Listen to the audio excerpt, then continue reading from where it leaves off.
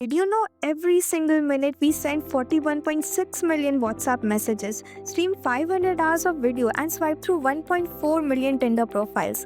That's all being stored, processed, and secured in massive data centers that now consume 3% of the world's total electricity, more than what the entire UK uses. And here's the wild part: 90% of the world's data was just created in the last 2 years. We're talking about a digital tsunami, and it's not slowing down. So, what is a data center exactly? To tackle this tsunami, giant data centers full of high performance computers or even servers stacked wall to wall, all running 24/7 are needed.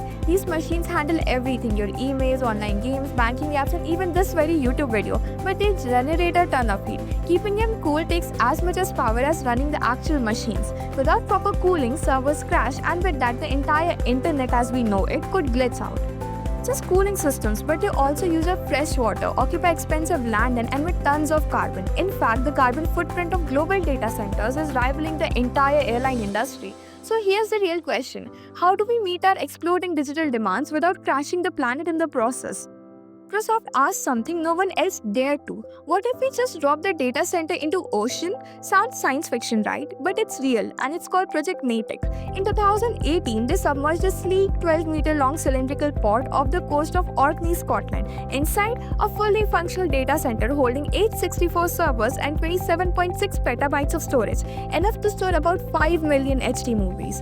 But why underwater? Well, the ocean naturally solves the biggest problem in computing infrastructure: cooling. Traditional cooling systems are bulky, loud, and energy intensive, but under the sea, the cold water acts as a natural heat sink. This means fewer cooling fans, less power draw, and significantly lower operational costs. And get this, after running for 2 years, the underwater servers had a failure rate that was 8 times lower than the land-based data centers. Why? No oxygen, no humidity, no human interference, and minimal hardware vibration. The pod was like a perfectly tuned, sealed computing lab. The data packet inside flowed faster with reduced latency, and the isolated environment reduced issues like bit errors and drive crashes.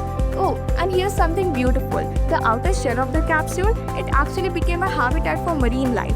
Sea anemones, fish, algae started growing around it. It was actually helping biodiversity while running the internet. And the energy source, completely green. The test unit was powered entirely by wind, solar, and tidal energy, all generated on the nearby Orkney Islands. By the end of 2025, we're expected to generate over 180 zettabytes of data. That's 180 trillion gigabytes. If we keep using traditional infrastructure, we'll need power plants to just keep running our TikToks. Microsoft's goal is to become carbon negative by 2030, and Project Natick is a giant leap towards that. Think about it. We could deploy thousands of these pods across the ocean floor, scaling our cloud computing infrastructure without heating the planet. Noisy hot warehouses to cool silent capsules under the sea. Would you trust the internet living underwater? However, Microsoft ended this project and shared their findings in a detailed video. Check out the description to watch the findings and dive deeper into the same. And as always, don't forget to like, share, and subscribe to Cloudcraft for more such mind blowing tech stories. Namaste.